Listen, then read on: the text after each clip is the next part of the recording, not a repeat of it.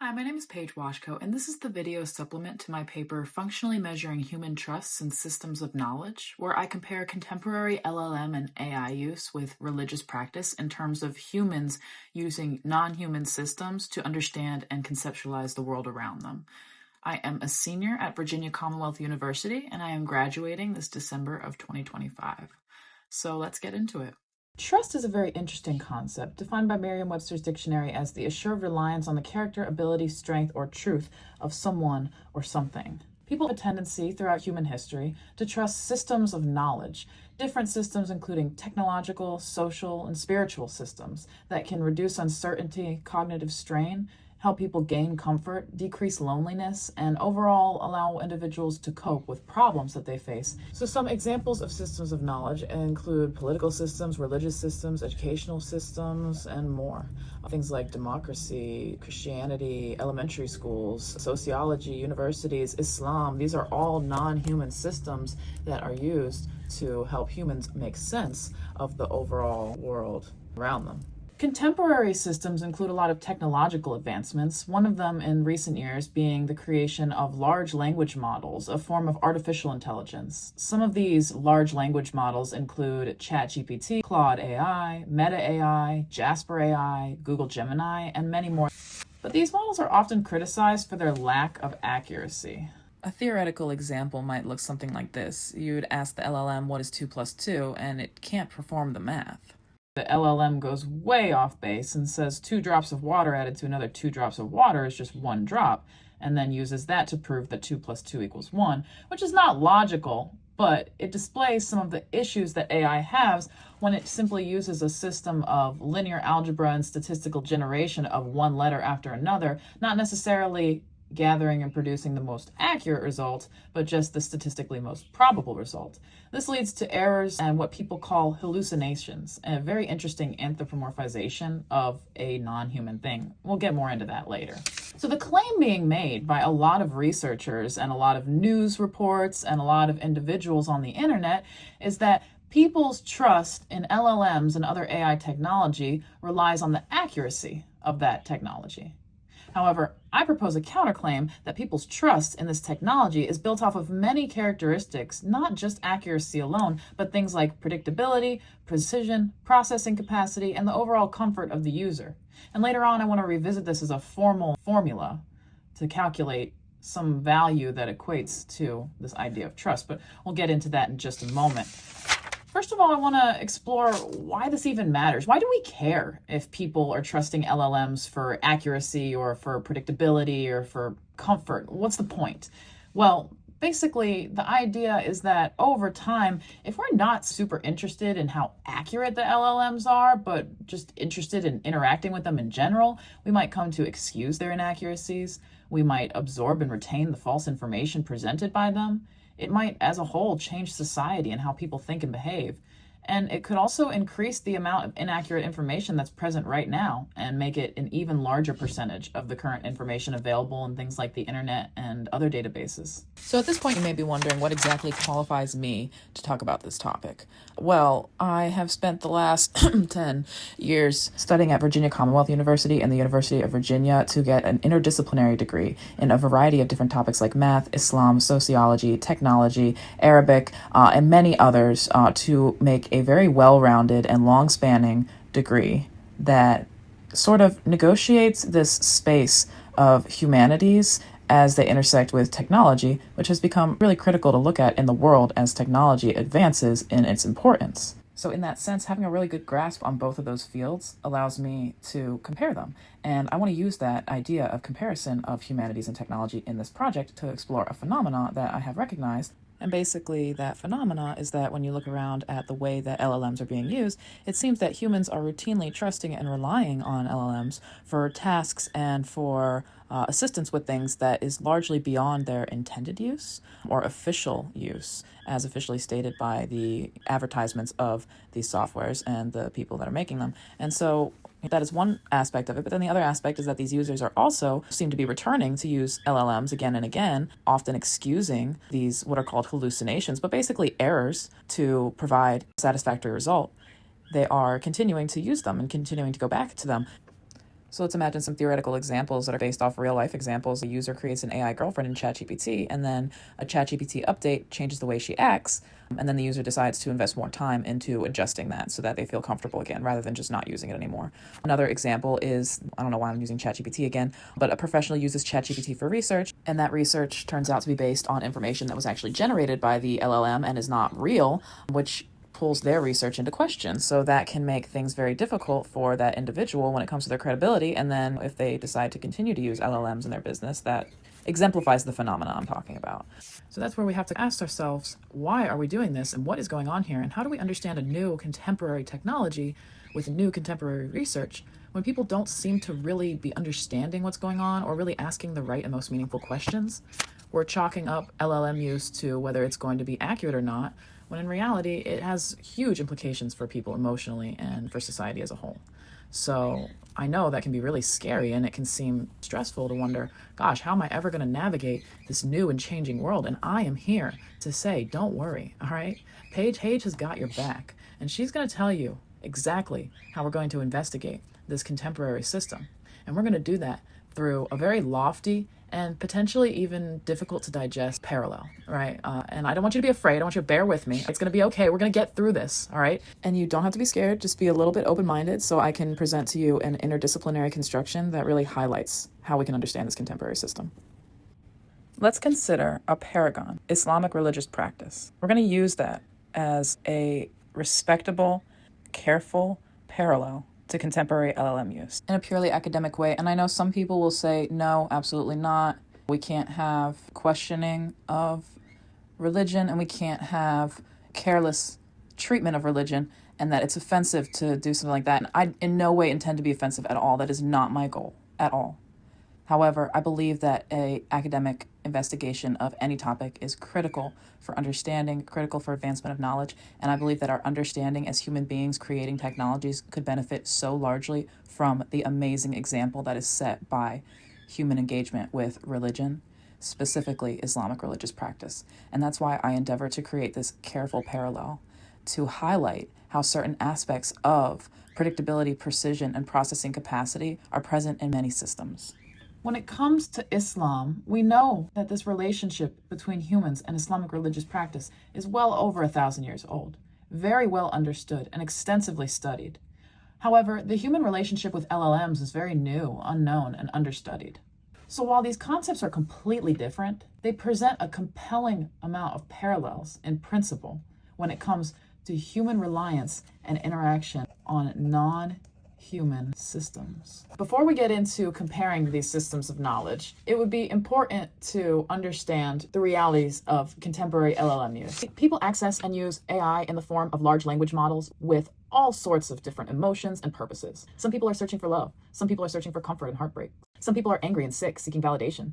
Others seek out LLMs for sexual purposes and to flirt and form relationships. Studies have shown that people are viewing LLMs in increasingly more human ways. One of those examples is by the very notion of hallucinations. In a study by James Humphreys and Joe Slater, it's emphasized that the very notion of calling errors and technical mistakes by large language models hallucinations completely anthropomorphizes the whole notion. They highlight that programmers are using these terms and popularizing these terms in order to get people to not only view these systems as more human-like, but have them excuse the behaviors and the technical glitches. In a way, programmers are able to use clever wording and programmable features to create a compelling illusion of emotion and relatability. This illusion is effective at encouraging users to engage despite logical fallacies and clear misdirection, even straight up lies. In fact, according to Elon University's Lee Rainey, director of imaging in the Digital Future Center, roughly 1/3 of users report feeling lazy, manipulated, and untrusting of their LLMs. A similar number saw them as human-like, and over 52% of American adults are using LLMs for some purpose. This shows that not only are LLMs becoming very important and very common in daily use, but that people aren't exactly seeing them as completely trustworthy. People aren't 100% on board with everything that's going on. Not only this, but after certain updates, especially the ChatGPT 4 to 5 update,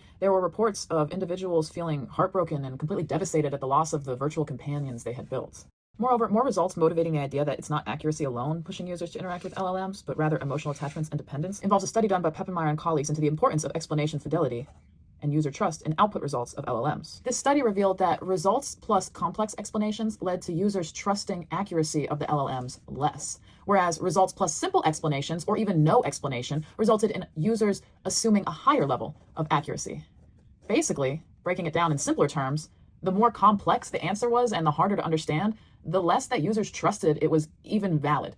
And the more easy to grasp explanation was, even if it might not have been 100% correct or even explained at all, was trusted more often by users, showing that cognitive load and comfort and trust are they're inversely related. So what we're seeing here is that people don't really want to highly scrutinize the level of accuracy that's going on, and that's a research studied results. So what do people want when they're interacting with LLMs? If not accuracy, what's influencing trust exactly? That's where Islamic religious practice comes in as Paragon. Through this example of Islamic religious practice, I want to basically construct the notion that it's predictability and tradition, precision and user expectations, a large processing capacity, and user comfort, as well as accuracy, that ultimately work together to make humans trust non-human systems.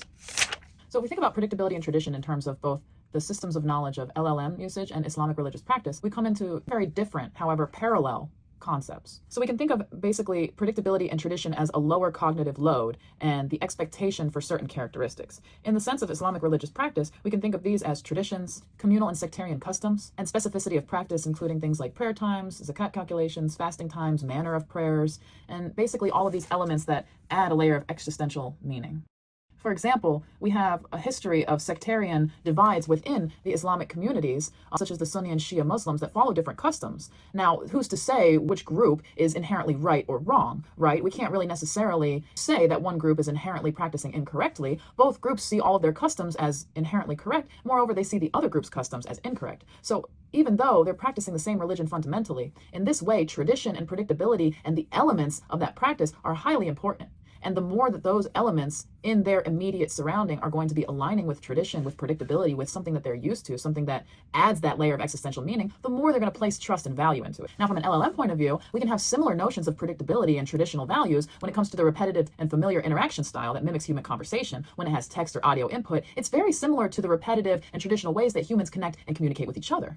You have typically a standard graphical user interface. It's going to feature a text input bar, maybe options for speech and audio, but largely it's going to be similar to a text messaging platform, and it's not going to change much over the time of the user interacting with it. You might have updates in the way that blocks are styled and the colors that are being used, but overall, a user is going to expect the same sort of interface of input, waiting for processing, and then receiving an output that they can read and understand. And while this LLM use is very contemporary and it doesn't have a whole lot of research packed behind it, you will see that there are many reports of LLM users being highly invested in the interactions with their LLMs and very dissuaded by any sorts of changes to those systems. Even the notions that one's AI companion might no longer behave in the same predictable way can spell massive emotional distress for users. Now, when it comes to precision and user expectations, we can define precision as basically being this idea that humans are going to interact with these non-human systems in a way that is consistent form of delivery with the style, information, and communication that is going on, right? So when you think about it in this way, we can consider precision in the sense of systems of knowledge to be how much do the interactions with those systems rely on core data sets and core ideas and core principles that are precisely repeated and precisely touched upon throughout interaction, throughout engagement with the system, right? So when we think about Islamic religious practice, we can think of that core precise data set that is always being touched upon at every interaction of the user interacting with the system of knowledge as being set up by the core information and the core texts of the religion, such as the Quran, the Hadith, the madhab, or the different schools of Islamic religious thought, and the notion of tawakkul, or trust in God, which is basically one of the fundamental core principles of Islamic religious practice, is that you have this notion of reliability in God and trust in God, and that exists as one's main exercise. Goal in life is to be trusting as a Muslim, as somebody practicing Islamic religious customs. And so it is said in the Quran, and whoever has tawakkul, then Allah is all that he needs. Thus emphasizing the notion that when one is able to continuously touch upon notions of tawakkul, constantly touch upon notions of what the Prophet Muhammad prescribed in Hadith, what was revealed in revelations that became the Quran, when these notions are touched upon continuously in an Islamic religious setting, when users are interacting with the system of knowledge, it creates precision. It creates a user expectation that's constantly reinforced through these sets of data. In a similar fashion, we have a parallel notion in LLM usage as a system developing off of a core data set that is largely going to be the internet. The internet is a very interesting thing because it's been around for many years and it contains a huge amount of not just data, not just information, but human interaction. Instances of humans, instances of language and ideas and items and historical events and people and places and things being defined and used in contexts that can teach an algorithm, an LLM, a model, a system, how to behave like a human. So using this core data set of all the documented human behavior, interaction, and information that's available on the internet, LLMs are able to develop a precise language that users come to expect. Moreover, although the concepts are completely different, and one references a very unique, miraculous theological concept and a God that we have absolutely no attempt to come even close to defining or understanding, and the other is a completely man-made concept. We do have the notion of algorithmic trust, which is this idea, right, that people trust things more when they're considered algorithmic. And of course, LLMs and AI systems are considered algorithmic. But we have research from Bogart and colleagues that shows through data gathered on individuals choosing between algorithmic options and options that are labeled as human options, that most individuals end up putting more faith and trust in those that are labeled algorithmic rather than those that are just seen as simply human selected. So in this way, both LLMs and Islamic religious practice as systems of knowledge are using precision and influencing user expectations through key data sets and key ideas of faith in concepts, faith in entities that are non-human, as well as lacking a sense of epistemic verification and verifiability. We also have the notion of processing capacity.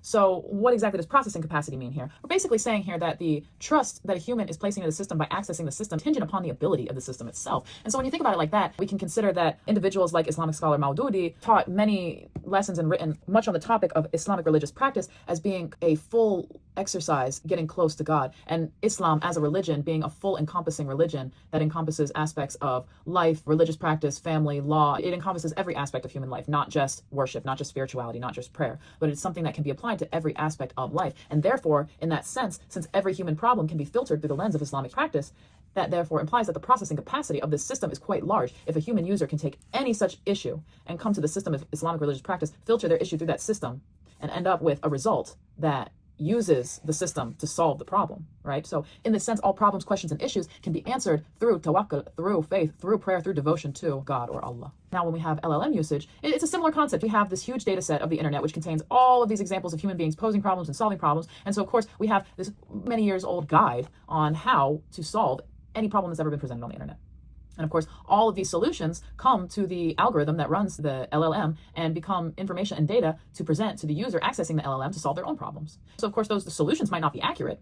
They could be completely asinine solutions, but nonetheless, they exist within the data set of the LLM, which is the internet. And because those problems exist there in the history of the internet usage to construct a solution to a new human problem, in theory, LLMs have an unlimited capacity for human issues, but not necessarily an accurate solution for them.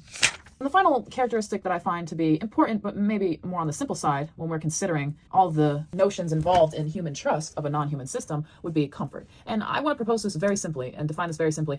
Comfort is a very simple notion of how familiar and physically and emotionally easy the user finds the system. And I don't really want to back this up too much with a whole ton of research. I want this to come very fluidly. If you ask somebody, how comfortable are you with LLMs, right? And they say, I use them all the time. Well, there we go, high comfort. Or if they say, I wouldn't trust them, I wouldn't touch them with a 10-foot pole, low comfort, right? With Islamic religious practice, right? Like pretty easy. You ask somebody, how familiar are you? How comfortable are you with Islamic religious practice? Oh, I pray every day. I'm Muslim. High comfort. Oh, I'm an atheist. I don't even like religion at all. Low comfort. So with those kind of notions, and the reason I want to present comfort lists is for a purpose. We define predictability, we define precision, we define processing capacity, right? With all of this evidence. But why is comfort so straightforward? Well, when it comes down to it, we're defining, right, an abstract set of variables and characteristics to better understand why people are trusting, why people are relying on systems, right? And so maybe this variables that we came up with in this project so far are not valid for an actual experiment being done. Maybe we need to add comfort. Maybe we need to get rid of it. Maybe we need to add predictability, precision. Maybe we don't need those things. At the end of the day, what I want you to understand and what I'm trying to construct theoretically here is the idea that we might need comfort as a variable. We might need accuracy. We might need predictability. We might need precision or not. If we add these things together, we're going to get some values, some data. If we don't, we're going to get some other values, some other data. They're not equal. They're just not.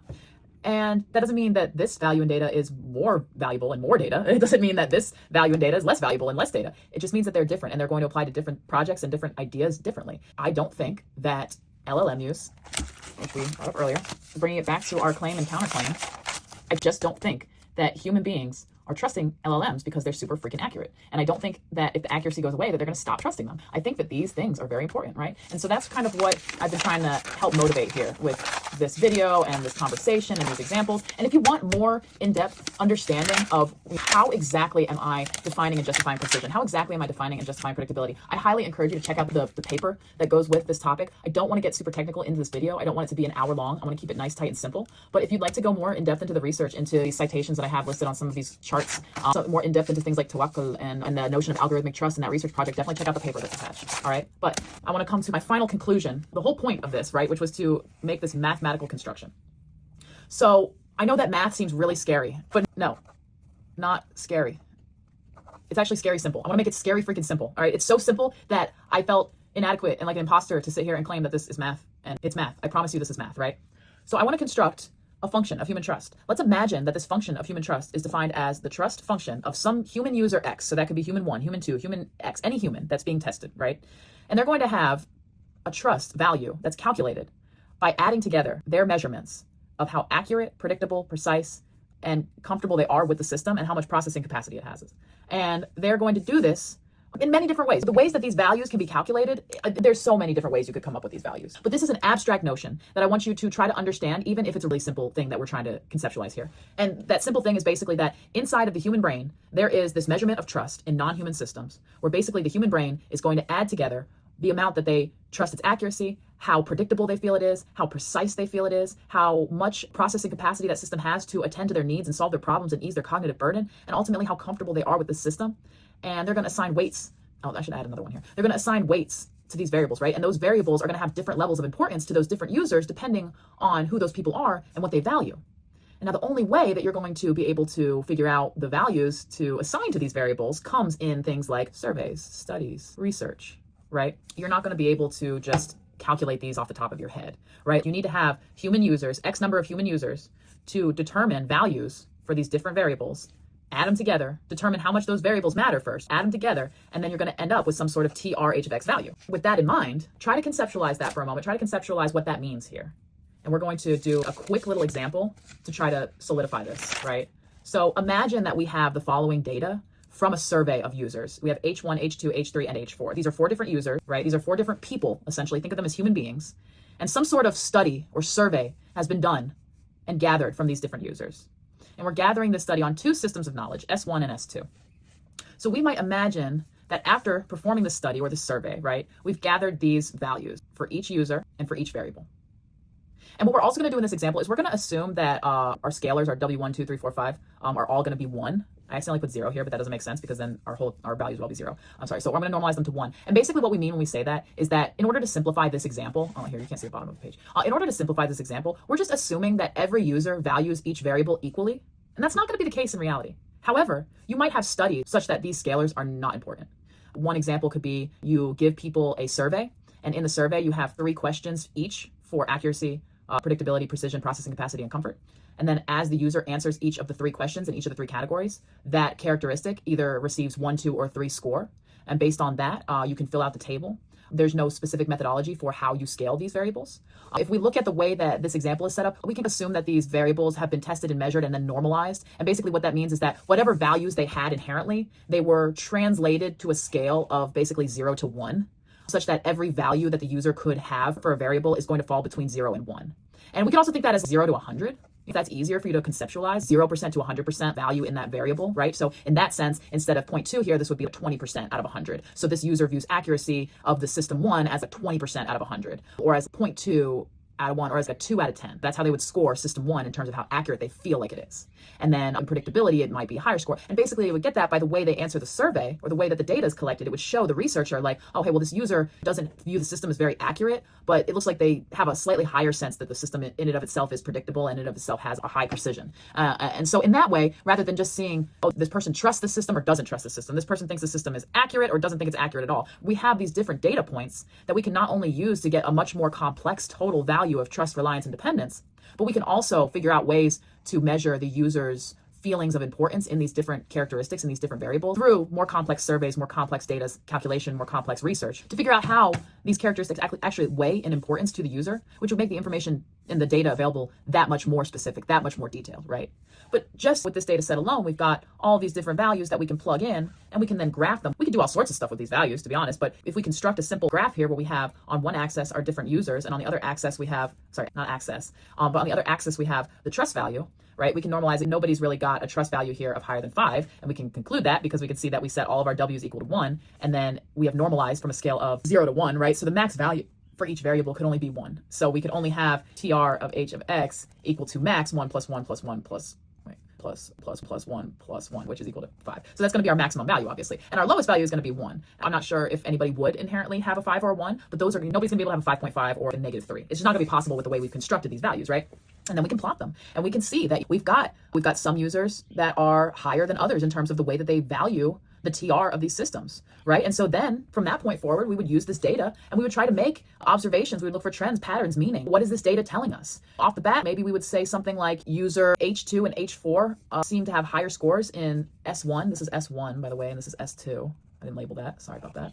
But H2 and H4 have higher scores in S1, whereas H1 and H3 have higher scores in S2. We could say that maybe the S1 threshold of trust is at a 2.7, and every user that fell below that 2.7 mark reported overall not trusting the system. We could see if there's outliers. Maybe we found that the threshold for trust in S2, in users evaluating S2, actually fell at 2.3. However, maybe there's an outlier. Maybe H1 score is really high, right? But maybe they don't trust the system. Maybe they report not trusting the system despite having a score that's above the threshold of TRHX that we consider to be trusting. So there's all sorts of stuff that we can figure out from this kind of data.